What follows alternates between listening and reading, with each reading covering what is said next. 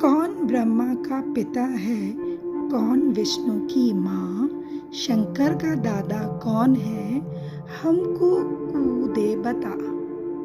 यह जानने के लिए कृपया सुनिए जगत गुरु तत्वदर्शी संत रामपाल जी महाराज के अमृत वचन सभी धार्मिक पुस्तकों के आधार पर। अंश अकेला जाव हिरंबर हेतरे, शब्द हमारा मान नाम निज चेतरे। हंस अकेला जाव हिरंबर हेतरे, शब्द हमारा मान नाम निज चेतरे। कहती है अकेला जाएगा तेरा हंस, ये प्राण तेरा अकेला जाएगा, और मेरी बात मान ले, उस निज नाम को सिमरण कर। नकली नामों से भी बात नहीं बनेगी। कोटि नाम संसार में उनसे मुक्ति न हो, सार नाम मुक्ति का दाता वाकू बूझन कोई। यहाँ पर आदरणीय गरीबदास साहिब जी अपने परमेश्वर द्वारा बताई हुई महिमा और ज्ञान वर्णन कर रहे हैं। कोतल घोड़े पीड़ अर्थ संग पाल की, हरे हाँ महबूब गजग बरदल ठाठ निशानी काल की। ये जितने भी तेरे ठाठ पाठ दिखा ये काल न बलो रखा तुम, और तेरी ही आप ही की कमाई आप ही के सिर आपको दे रखी है, और तू इसको देख करके अपनी मान बैठा है, लेकिन ये तेरी नहीं है। तेरी वो है जो तू सत सिमरण करेगा, पुण्य दान सेवा करेगा, ये आपकी है, बाकी आपका कुछ नहीं है। हाँ, इसमें रहते हुए अपना राम नाम रूपी पौधा प्रफुल्लित कर ले। अब कहते हैं भक्ति भी छोड़ दी, परमात्मा की साधना भी नहीं कर रहे हो, करते हो तो शास्त्र विरुद्ध कर रहे हो, और उसके अतिरिक्त बुराइयां और शुरू कर दी। क्या क्या? हक हलाल पहचान बदी कर दूर रे, हक हलाल को पहचान, बदी कर दूर, बदी यानी बदफैल को छोड़ दे। मांस खाना, शराब पीना, बीड़ी हुक्का, ताश खेलना, एक दूसरे के साथ दोना खींचातानी करना, बुराई चोरी जारी ठगी करना, कहते ही न त्याग दे भाई, अपना सिंपल जीवन जी ले। क्या बताते हैं? हक दोनों धर्मों को समझाते हैं परमात्मा, क्योंकि परमात्मा इस क्षेत्र में उस समय हिंदू और मुसलमान दो ही धर्म थे, तो उन दोनों ही परमात्मा एक के बच्चे हैं। ये अनजान संतों ने हमें अलग अलग बांट रखा है और हमें वास्तविकता तक पहुंचने नहीं देते। क्या कहते हैं? हक हलाल पहचान बदी कर दूर रे, या मुर्गी रब रूह गऊ क्या सूर रे। हिंदू तो कहते हैं गाय अच्छी है, मुसलमान कहते हैं, हिंदू कहते हैं सूअर का मांस खा सकते हैं, मुर्गी मर्गी भी खा सकते हैं, लेकिन गाय नहीं। और मुसलमान कहते हैं गाय खा सकते हैं, मुर्गी खा सकते हैं, सूअर नहीं। परमात्मा कहते हैं हक हलाल पहचान बदी कर दूर रे, या मुर्गी रब रूह गऊ क्या सूर रे। एक ही भगवान के बच्चे हैं, वो जीव भी उसी मालिक के हैं, चाहे सूअर बना है अपनी करनी से, चाहे कोई गाय है, चाहे कोई मुर्गी बनी है। हिंदू खा हदीस मुसल तजमास रे, तू जाने दरिया तेरा है कांस रे। हिंदू और मुसलमानों को कहते तुम दोनों ही ये बुराई त्याग दो। मुसल तज मांस रे, अगर तू मुसलमान है तो मांस खाना छोड़ दे।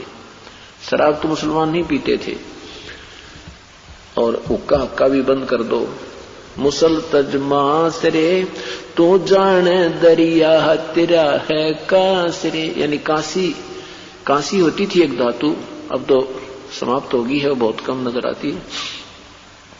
पहले ये जो स्टील के आजकल बन रहे ना थाली वगैरह, बेले कटोरे, ये सब कांसी की हुआ करती है। तो कहते हैं कांसी वाली धातु का कोई भी आइटम दरिया पर तैर नहीं सकता, वो पानी पर नहीं ठहर सकता।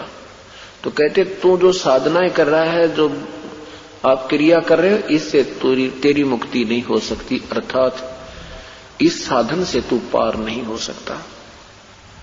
तीतर चढ़ी बुटेर बके हिलवान रे, हरे हाँ महबूब मुल्ला बंग पुकार अल रहमान रे। रमजानी रमजान ग्यास चोसा दिया, और पकड़ पकड़ पछाड़ी रूह कहो ये क्या किया। एक तरफ तो तुम इतनी प्यारी वाणी बोलते हो, अल्लाह से प्रार्थना करते हो, नमाज करते हो, और फिर एक जीव मार दिया, मुर्गी मार दी, गाय मार दी, या कोई बकरा काट दिया, ये क्या किया। खूनी खून गुजार खाल क्यों काटता, देखे रब रहमान गले क्यों बाढ़ता। खूनी खून गुजारे और गला काटे, तुझे दया नहीं आती, और वो रब रहमान, वो दयालु भगवान सब देख रहा है। ऐसे बूढ़े नाम होत है ग्रक रे, हरे हाँ महबूब कहता दास गरीब नाम निज परख रे। कि वास्तविक मंत्र की तरफ संकेत रह रह कर दे रहे हैं, सब बुराइयां त्याग और प्रभु की भक्ति कीजिए। और फिर क्या याद दिलाते हैं, मुसलमानों को याद दिलाते हैं कि देखो सुल्तान अदम जैसे मुसलमान थे, सब राजा होते हुए प्रभु के पाने के लिए सर्वस्व त्याग दिया, उन्होंने मांस खाना आदि सब बंद कर दिया। महमूदी चौतार हजारा पहरता, कितने सुंदर कपड़े पहना करता। इब्राहिम सुल्तान अदम राजा, मुसलमान राजा था, अब वो क्या बन गया। महमूदी चौतार हजारा पहरता, सुल्तानी को देख बलख सा शहर था। 16 संस सोहेली पद्मनी भोगरे, सतगुर के उपदेश लिया तज जोगरे। कि ये था मुसलमान, इसको मुसलमान कहते हैं। जैसे इब्राहिम सुल्तान अदम ने अपनी सब परिवार को त्याग दिया, अपना राज्य त्याग दिया प्रभु के पाने के लिए, सब ये मांस आहार करना त्याग दिया। उसके पास क्या क्या साजबाज था। तुरी 18 लाख ऊंट गए बरघना, 18 लाख उसके घोड़े थे, ऊंट भी गुने थे। तुरी 18 लाख ऊंट गए बरघना, शीश महल में सैल बाग 9 लखा बना। 9 लखा बाग था उसका, बहुत सुंदर, उसमें घूमना फिरा करता, आनंद करता था। कस्तूरी तन लेप गुलाबी गंधरे, हरे हाँ महबूब खाना खाते खूब पद्मनी चंद्रे। दल बादल गज ठाठ अदल तू मार रे, सहदाने सहनाय मैल धूमार रे। हीरे मोती मुक्ता जवाहर लाल रे, निस्तिन खूबी खैर खजाना माल रे। लाग्या बान बिहंग सबंत संभूरे, बलका मारा खेच दूदर बरदूरे। राजपाट गज ठाड़ राजपाट गज ठाठ छाड़ कफनी लई, सार शब्द की चोट तोर बख्तर गई। सार शब्द उस वास्तविक ज्ञान का आधार जो उसने लिया कि ये 2 दिन का मेहमान है ये प्राणी, और जो कुछ भी आपको प्राप्त है ये आप ही की पिछले पूर्व जन्म की कमाई का साज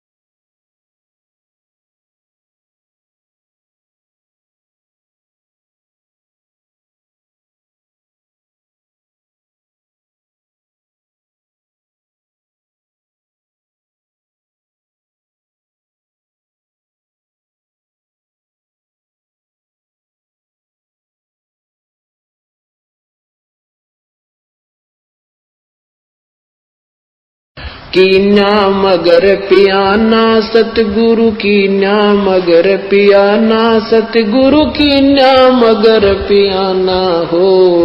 दोनों दीन चले संग जाके हिंदू मुसलमाना हो। दोनों दीन चले संग जाके हिंदू मुसलमाना हो। जब काशी से परमात्मा चले मगहर की तरफ, उस समय का एक अमर वाणी बोली है उन्होंने, कीन्या मगर पियाना सतगुरु कीन्या मगर, पियाना माने प्रस्थान, कीन्या मगर पियाना सतगुरु कीन्या मगर पियाना हो। दोनों दीन चले संग जाकर वो हिंदू मुसलमाना हो। मुक्ति खेत को छाड़ चले हैं तज काशी अस्थाना हो। मुक्ति खेत को छोड़ चले हैं तज काशी अस्थाना हो। साहसिक अंदर कदम लेते हैं, साहसिक अंदर कदम लेते हैं बादशाही सुल्ताना हो। कीन्या मगर दोनों दीन संग चले संग जाके हिंदू मुसलमाना हो। दोनों दीन चले संग जाके हिंदू मुसलमाना हो। कीन्या मगर पियाना सतगुरु कीन्या मगर पियाना सतगुरु कीन्या मगर पियाना हो। दोनों दीन चले संग जाके हिंदू मुसलमाना हो। दोनों दीन चले संग जाके मुसलमाना हो।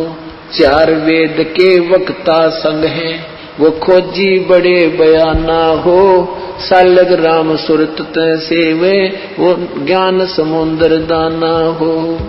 सठ दर्शन जाके संग चाले वो गावत वाणी नाना हो। अपना अपना इष्ट संभाले वो बचे पोथी पाना हो। चादर फूल बिछाए सतगुरु जो देख सकल जिहाना हो। चार दाग से रहत जुलती वो अवगत अलख अमाना हो। वीर सिंह बघेला करे बीनती वो बिजली खान पठाना हो।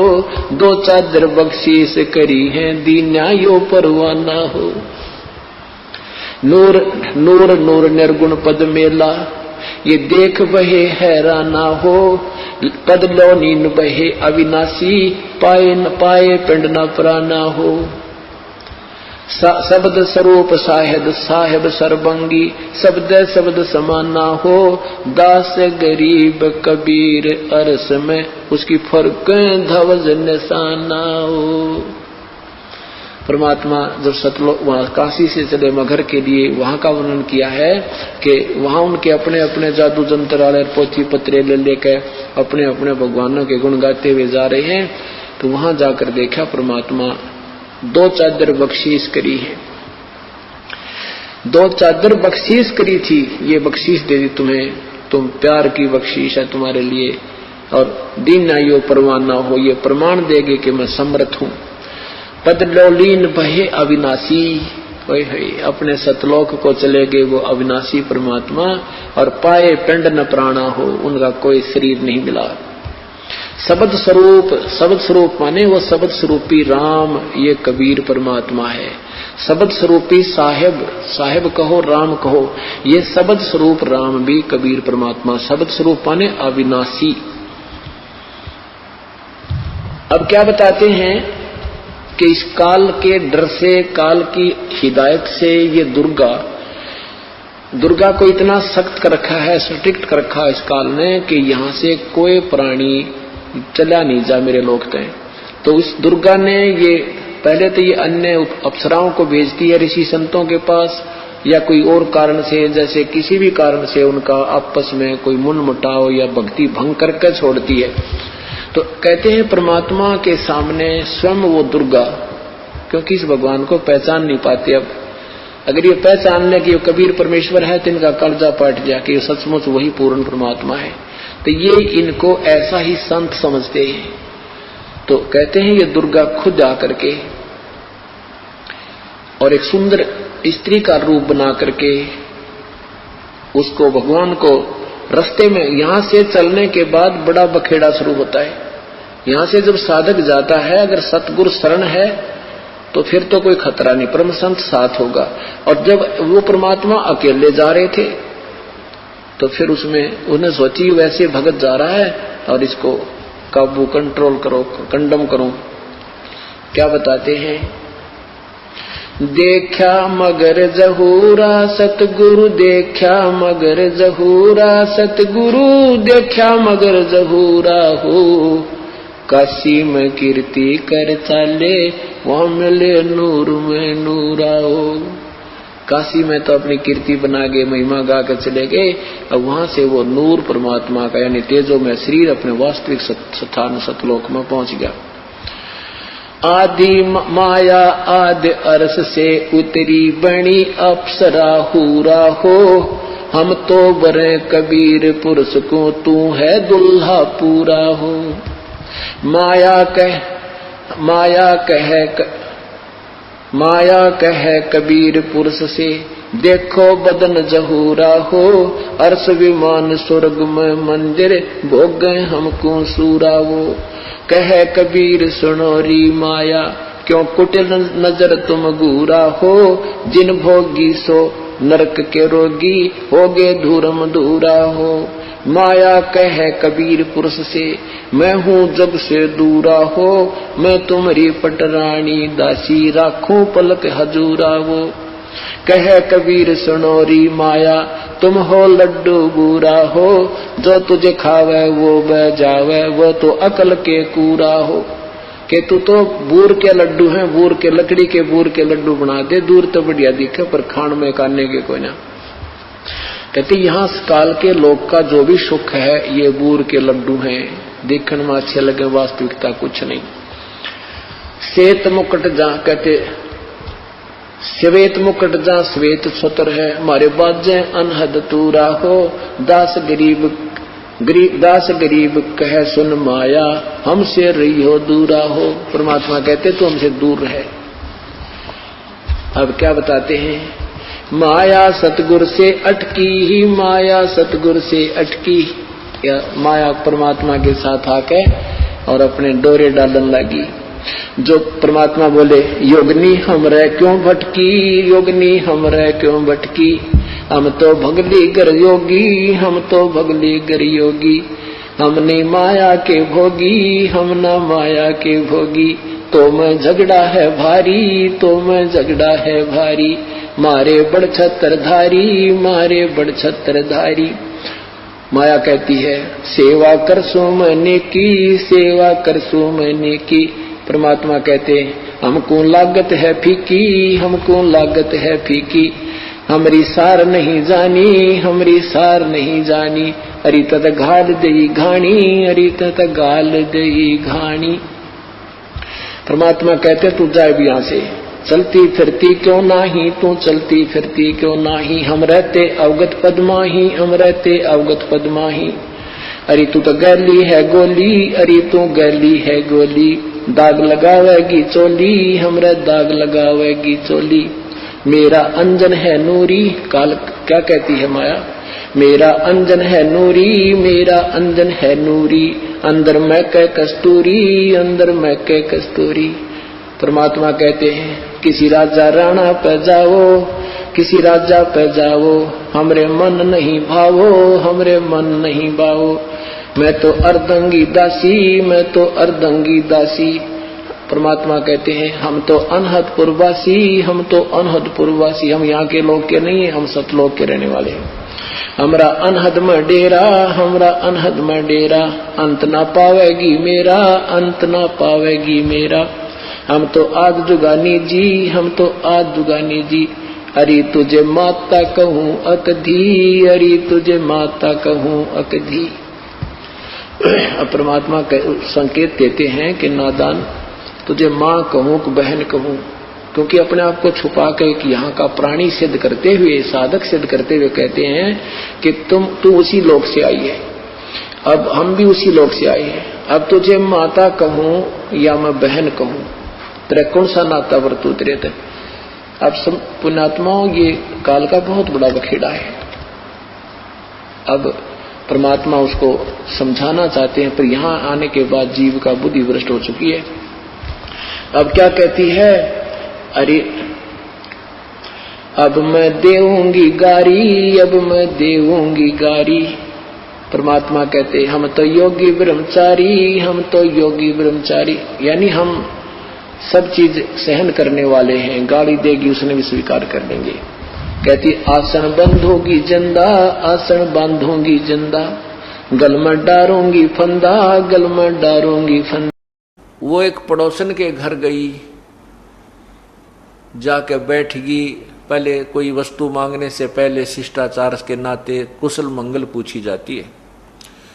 उस सत्संग में जाने वाली बहन ने, जो नए सत्संग में जाने वाली बहन थी, उसके घर में जाके कहा कि बहन कुशल तो है। उस बहन ने कहा कि बहन के कुशल बताऊं, आपको सब पता है, छोटा सा बेटा था, मेरा छोटा सा बालक था, लड़का, उसी समय पति की मृत्यु हो गई थी।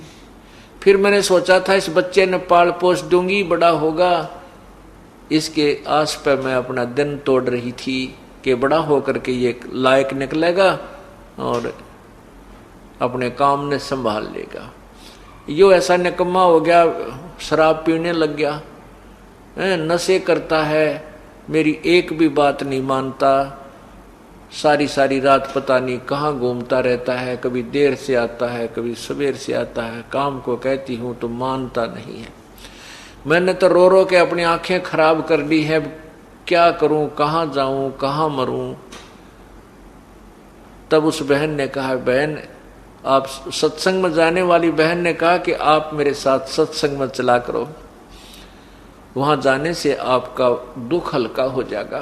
बहन भाइयों में बैठोगी, बतलाओगी, भगवान की चर्चा सुनेगी, तेरा कष्ट कुछ नरम बनेगा।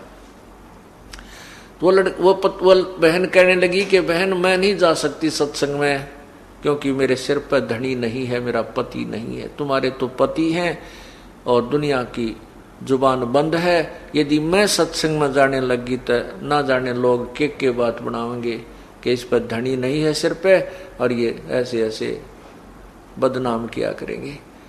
तब वो सत्संग में जाने वाली गुरु की शिष्य ने समझाया, बेबे ए बहन, हमने समाज नहीं देखना, हमने अपना आत्म कल्याण देखना है। देखो मीरा सत्संग में सुने हुए विचार जो थे गुरुदेव से, तो वो गुरु की शिष्या बताने लगी कि मीराबाई ने समाज नहीं देखा, भगवान देखा।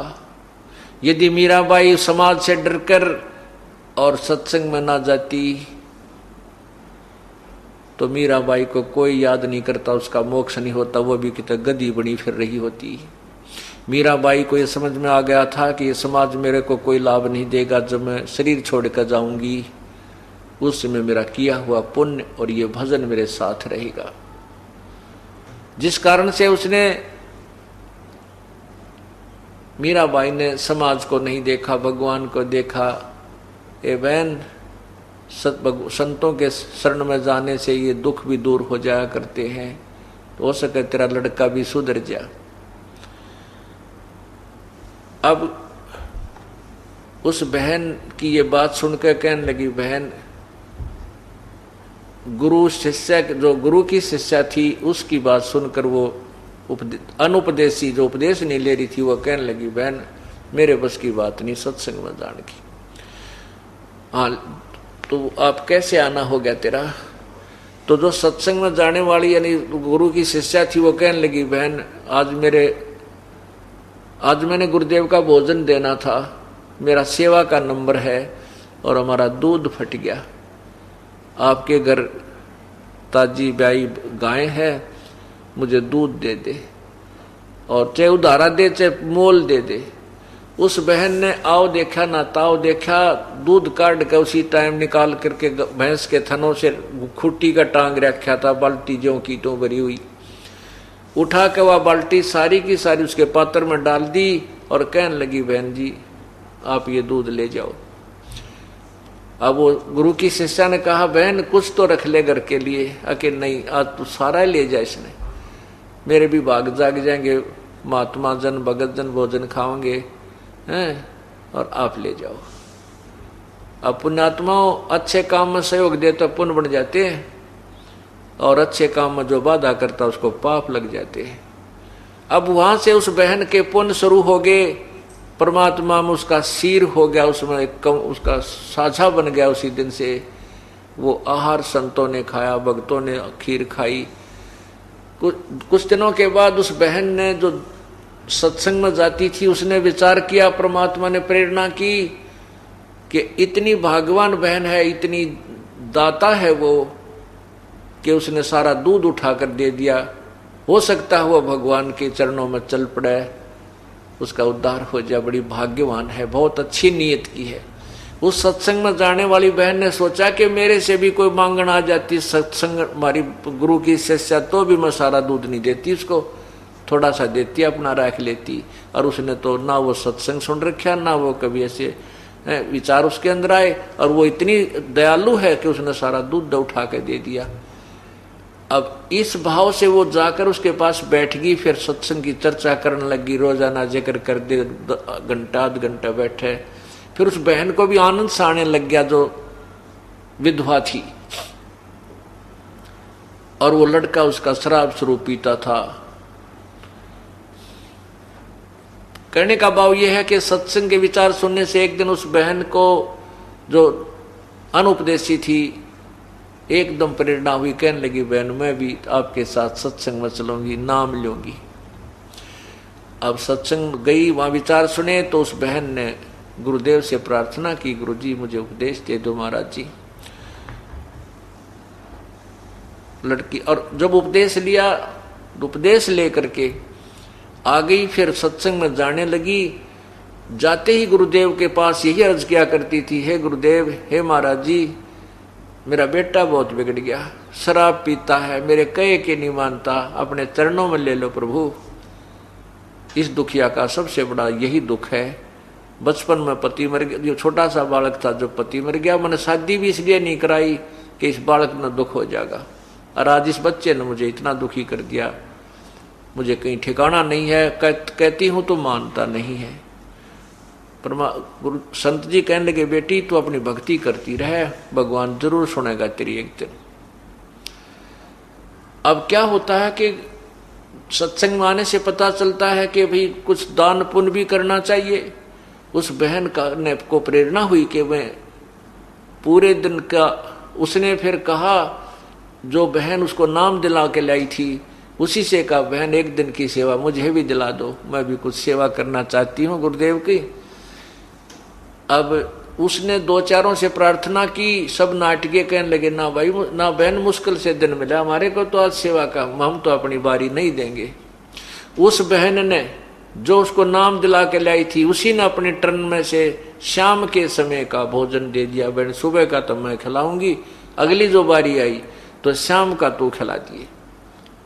तो बड़ी खुशी हुई उस बहन ने, जो नई सत्संग में गई थी, पहली बार उसने सेवा का मौका मिला, खुशी खुशी में खीर बनाई, हलवा बनाया, रोटी बनाई, सब्जी बनाई, और इस रुचि में आज गुरु जी को खिला के आऊंगी, भक्तों को खाना खिलाऊंगी।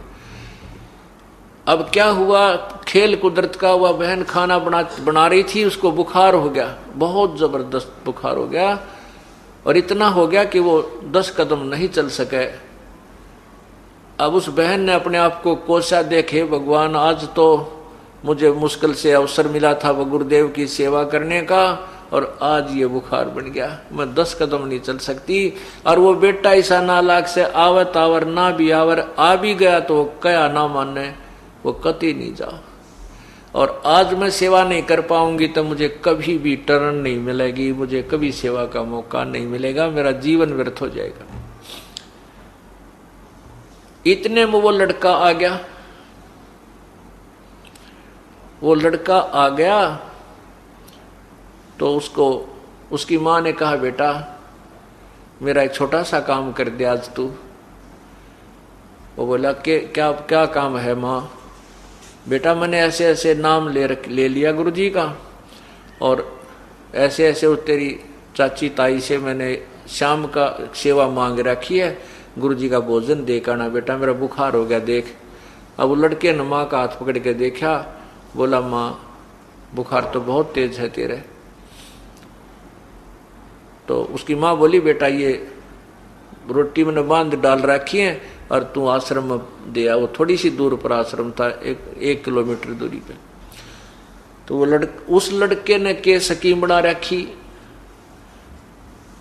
उस लड़के ने, हाँ, तो वो लड़का नाट गया, अकना मैं ना जाऊं, मैं ना देखा हूं तेरे गुरुजी का भोजन। उन्होंने के स्कीम बना रखी, वो चोरी करने लगे। और उन्होंने उस अपने साथियों से मिलकर उस बहन के लड़के ने और अन्य साथियों ने सलाह बना रखी कि रात्रि के समय राजा के महल में चोरी करांगे। रानियां के 9-9 लाख के हार होते हैं, इतना बढ़िया सोना होता है, और उसको लावांगे और मालो माल हो जावांगे, ऐसे मकान बनावांगे, खूब दारू पिया कराएंगे। बच्चे थे जैसे अपने मन में मियाँ मिट्ठू बने। वो उन्होंने स्कीम बनाई कि रात्रि में 12 बजे उस मंदिर में इकट्ठे होंगे, तो वहां आ जाना, फिर वहां से चोरी करने चलेंगे। अब उस लड़के ने तो वो 12 बजे दिखे थे, कहीं मैं सत्संग में चला जाऊं और मैं लेट हो जाऊं और मेरे साथी चले जा चोरी करने, तू पीछे रह जा, तुझे आज हार ना मिले ना सोने क्या, तू कंगाल रह जाएगा। उसने उस अपने नुकसान को देखते हुए माँ को कति मना कर दिया कि मैं नहीं देखा हूं तेरे गुरुजी का भोजन। अब वो माँ असहाय होगी, वो बोली, रे निकम्मे तू आजाद युग मेरे आजाद युग काम कर दे बेटा, जिंदगी में तूने काम नहीं कहूंगी। और वो मेरी साथन थी बहन, वो भी जा चुकी है, अगर मैं उसके हाथ से भी पहुंचा देती, सब जा चुके हैं सत्संग में जाने वाले। तो उसने वह नो कह रोन लगी बैठ के एक तरफ, और तो कोई चारा के चला। वो 15-16 साल का हो रहा था, छोटा बालक होता, धमका दे, पीट दे, खुरका के भेज दे। एक तरफ जाके कोण में बैठ के खूब रोवे, ए भगवान इसी पापन को क्यों जन्म दो थे, मुश्किल से सुथरी अशुभ कर्म करने का अवसर मिला था, आज ये भी बाग में कोई ना मुझ पापन के। तो उस लड़के ने दया आ गई मन में कि देख माँ बहुत दुखी हो रही है, अरीबा तो 8 बजे हैं, तो दिया घंटा लग जाएगा, गणित गणा 9-10 बजे तक फारिग हो जाएगा। तो उसने कहा, ला माँ रोआ मत, ला मुझे दे, कहाँ रखा हो, दे के आता हूँ। तो उसने बेचारी ने वो खाना पकड़ा दिया, तो वो लड़का लेकर खाना चल पड़ा। अब वो प्रतिदिन प्रार्थना किया करती थी, गुरुदेव आपके मेरे बेटे ने शरण में लेना। जो सत्संग में बहन भाई जाया करते थे, उन्हें देखा कि उस बहन का लड़का आज रोटी लेकर आ रहा है। तो सब ने खुशी हुई कि गुरुदेव ने बड़ी सुनी, उसका बेटा भी शरण में आ गया। तो उन्होंने कहा, गुरुजी आज वो बहन जो आपसे बार बार प्रार्थना किया करती थी, मेरा बेटा बिगड़ गया, उसको शराब पीता है, आज वो आपका खाना लेकर आया है। आपने बड़ी सुनी, उस बहन की बहुत दुखी थी। उस लड़के ने कहा कि गुरुजी कहाँ है, महाराज जी कहाँ है। उन्हें सत्संग गए हुए भक्तों ने कहा, भाई महाराज जी स्नान करने गए हैं, अभी आ जाते हैं। तो आध घंटा और लग गया, गुरुजी स्नान करके आए इतने, और उसको वो उंगलियां पे मिनट गिने कि कहीं तू लेट हो जा, चोरी ना कर पावे, तुझे वो धन ना मिला है। महाराज जी आए, आसन ला रखा था खाना खाने के लिए, वहां वो खाना उन भक्तों ने खोल कर गुरुदेव के सामने रख दिया। तो गुरुदेव ने कहा, बेटा आ जा, तो मेरे निकट बैठ जा। बताने लगा, बेटा बीड़ी शराब तम्बाकू नहीं पीनी चाहिए, मनुष्य जीवन ऐसे नहीं मिलता, इसमें परमात्मा का नाम लेना चाहिए बेटा। महात्मा ने सोची तो न्यों थी कि वह माई बहुत दुखी रहे बेचारी, यदि बच्चे ने समझा दो 2 मिनट इसकी बात समझ में आ जाओ, यू नाम में ले ले। लेकिन वो लड़का ने बोला, बाबा जी रोटी खा जल्दी, मैंने देर हो है, शिक्षा की जरूरत नहीं मुझे तेरी की, मेरी माँ बीमार होगी इसलिए मैं खाना लेकर आ गया, न मैं ना हूँ तुम्हारे पास। वो महात्मा जी ने सोचा बात लड़की ठीक रो है, निकम्मा बिल्कुल ही, तो बोलन का भी ना बेरा। इसने खाना खा लिया और उसने खाना खाते ही ठाक वो बर्तन और भाग लिया। अब वो दौड़ा आ रहा था, रास्ते में उसके पैर में कांटा लग गया, सूल चल गई अच्छी पूरी लंबी, और वह लग के अंदर टूट गई, शरीर के उस पैर के अंदर ही टूट गई। अब वो लंग करता हुआ घर में प्रवेश हुआ। जो बर्तन लेकर गया था वो वहां आंगन में जाकर पटक्का मारे और कहने लगा, गया था तेरे सत्संग में, मेरे पैर में कांटा लग गया, आज के बाद भेजिए, मैंने कभी उस पाखंडी के पास कभी नहीं जाऊं, मेरे पैर में कांटा लग गया। अब उस माई ने सोचा, उस बहन ने सोचा, देख मैं किसी दुर्भाग्यन हूं, हे परमात्मा या क्या बनी, क्या आज ही इसका यू कांटा लगना था? ये तो ऐसा निकम्मा है, ना खुद जा सत्संग में, ना मन न जान दे आज के बाद। हे प्रभु ये बहुत माड़े भाग मेरे। तो माँ थी, उसने उठी, सोचा कोई बात नहीं, बाद में देखी जाएगी क्या होगा। तो कहा, बेटा के लाग गया तेरे? अग मेरा कांटा लाग गया, देख कितना लंबा युट, दर्द बहुत हो रहा है। तो रात्रि का समय था, उस समय तो माँ ने फर्स्ट एड करके उसका पट्टी बांध दी, बेटा सुबह कांटा निकाल लेंगे, तो निकला नहीं। वो कोई तेल पानी का फवा फवा बांध दिया करते हैं, वो नरम हो गया। तो सुबह उठकर उसने माँ ने उसका कांटा निकाल दिया। उधर से वो चोरी करने नहीं जा पाया, उसके साथियों ने आध घंटा बाट इंतजार किया, वो चोरी करने के लिए राजा के महल की तरफ चल पड़े। महल में प्रवेश करने की चेष्टा कर ही रहे थे, सैनिकों ने उनको पकड़ लिया, सिपाहियों ने पकड़ दिया, राजा के पेश कर दिया सुबह सुबह, रात नहीं। तो मंत्रियों ने कहा कि हे राजन, ये इतने खूंखार बदमाश हैं, इतने खूंखार चोर हैं, जब राजा के महल में भी चोरी करने की नीयत रखते हैं तो आम जनता को ये कैसे बख्शेंगे, इनको सजाए सूली दी जाए। राजा ने मंजूर कर दी कि आज शाम को 4 बजे इनको सूली तोड़ दो, सरेआम। अब उनके गले में सुबह सुबह 8 बजे उनके गले में गाल का पट्टी कि हम अपराधी हैं, हम राजा के महल में चोरी करने जा रहे थे, सोच रहे थे हम चोर हैं, आज शाम के समय हमारे को सूली पर चढ़ाया जाएगा, कोई सुनता हो तो ऐसा पाप कभी मत करना।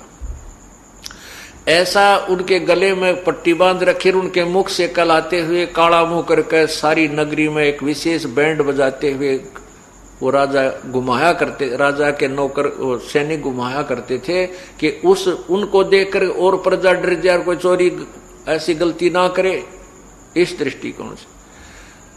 अब उसके साथियों को वो पुलिस वाले गढ़ते हुए पीटते हुए ला रहे थे और कह रहे थे, बोलो हम चोर हैं, राजा के घर चोरी करने की सोच रहे थे और आज हम शाम को 4 बजे सूली पर चढ़ाए जाएंगे, हमारी मौत हो जाएगी, कोई भी चोरी मत करियो। ऐसा वो नगरी में घूमते हुए आ रहे थे। तो जब वो एक विशेष प्रकार का बैंड बजता था तो सभी ये देखने के लिए अपने घरों से बाहर आ जाते हैं नागरिक कि देखें इन्होंने क्या कसूर कर दिया, क्या अपराध किया है। वो दोनों माँ बेटा भी अपने घर के बाहर आकर खड़े हो गए। अब उस लड़के ने देखा कि ये तो मेरे साथी हैं और इनको आज शाम को सूली तोड़ा जाएगा, जिनके साथ मैं चोरी करने के लिए जाना चाहता था। अब वो कहते हुए आ रहे हैं कि हम चोर हैं, हम राजा के घर चोरी करने जा रहे थे हमारे, और कोई भी आज हमें शाम को 4 बजे सरेआम उस स्थान पर सूली तोड़ा जाएगा, यानी मेरे को सजाए मौत दी जाएगी। अब वो लड़का ने तो पहचान दिया अपने साथी। माँ को क्या पता था कि ये इससे के मित्र हैं। माँ तो अपना जाकर जब वो चले गए आगे को घर से, माँ तो अपना काम लागी, झाड़ू झप्पात करने लगी, और वो लड़का अपनी माँ के पास जाकर रोने लग गया और माँ के सीने से लगकर बुरी तरह रोने लग गया। कहने लगा, हे माँ, धन है तेरे गुरुदेव को, अगर कल मैं सत्संग में नहीं जाता, तेरे गुरुदेव का खाना लेकर नहीं जाता, हे माँ तेरा बेटा नहीं था, आज मैं सूली तोड़ दिया जाता। अब माँ नौकर निकम्मे, क्यों सूली तोड़ दिया जाता, तू क्यों डर गया इतना, मेरा बेटा कोई चोर थोड़ा ही है। माँ ने ये नहीं मालूम था कि चोरी करता, इतना जरूर पता था कि ये शराब स्वरूप तो पी लेता है। तब उस लड़के ने सारी कहानी बताई, माँ मैं पक्का चोर हो गया था और आज रात में मैंने इनके साथ जाकर के चोरी करनी थी, अगर मैं तेरे गुरुदेव का भोजन लेकर नहीं जाता और मेरे पैर में कांटा ना लगता, माँ तेरा बेटा नहीं था। अब उस समय उस बालक ने सारी याद आवा है कि मैं मर जाता, माँ तेरा क्या होता आप कैसे जीती। यानी इस तरह के विचार उस परमात्मा की कृपा से उस अनाड़ी बालक में मालिक ने वो सोशल सिद्धर करके उस बालक को सीधा कर दिया और फिर माँ के साथ जाकर उसने गुरुदेव से उपदेश लिया, अपना जीवन कल्याण कराया।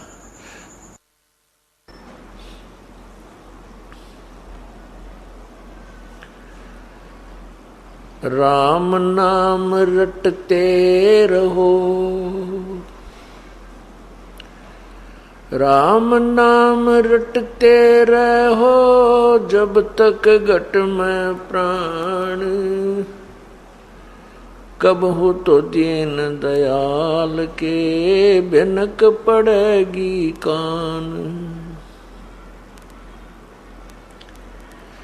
मानुष जन्म दुर्लभ है, मिले न बारंबार, तरवर से पत्ता टूट गिरे वो बहुर न लगता डार।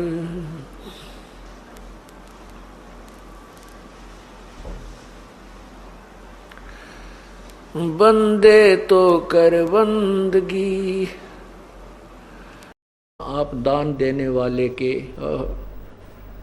पाप के नाश करने वाले हो। वैसे वेद के अंदर जो 4 वेद हैं इनमें कंप्लीट स्पिरिचुअल नॉलेज नहीं है। कंप्लीट माने ये रॉन्ग भी नहीं कह सकते, इसको गलत भी नहीं कह सकते, अधूरा है। यहां देव कर्तस्य का अर्थ है देव माने अच्छी आत्माएं, और फिर से साधारण आत्मा, यहां अनुवाद भी इन्होंने थोड़ा सा 19-21 किया है। फिर भी देव कर्तस्य का अर्थ है देव के दो, यानी अच्छी आत्मा जो बुराई ना करती, अपना नेक नीति से रहते हैं, वो यदि भगवान का सिमरण करते हैं तो उनके द्वारा किए गए धार्मिक यानी शुभ कर्मों, यानी वो भक्ति सिमरण साधना उपासना, यहाँ उपासना से संबंध है सभी का, कि उपासना चाहे देव अच्छी आत्मा करें और चाहे जनसाधारण करें, उन सब के पाप को परमात्मा नाश कर देता है। अब जैसे किसी का थोड़ा पाप है, जिसी के कम पाप हैं वो जल्दी खत्म हो जाएंगे, उसी एक माचिस की तिल्ली तक, और जिसके घने हैं, जैसे किसी का सूखा घास पूरा भरा पड़ा है खेत, तो उसी तिल्ली ने उस सारे को भी नष्ट कर देना है। मान लीजिए कोई ज़्यादा अपराधी है, जैसे सदना जी जो कसाई का काम किया करता था, अजामेल जी, और भी बहुत से प्रमाण दिए हैं, वैसा थी गणका बेटी, तो उन्होंने कितने पाप किए, वो उन्होंने ज़्यादा पाप इकट्ठा कर रखा था, और जो दूसरे अच्छी आत्मा थे उनके पाप थे तो उनके भी, पर उनके कम थे, पर उस सीख की तिल्ली ने तो दोनों को ही नष्ट कर देना है। तो यहाँ यजुर्वेद का यही प्रमाण है कि चाहे अच्छी आत्मा है वो भगवान की भक्ति करे, उनके भी पापों को अपराधों को परमात्मा पूर्ण ब्रह्म नष्ट कर देता है। और चाहे पिता करे, चाहे कोई करे, मैं करूं, चाहे अनजाने में हो जा, फिर वो अनजाने के हुए पापों को भी वो नष्ट कर देता है। और जब तक हम पूर्ण परमात्मा की शरण में नहीं आते तो फिर हमें दोनों ही भोगने पड़ते हैं, पुण्य भी और पाप भी। पुण्य स्वर्ग में और पाप नरक में, 84 लाख योनियों।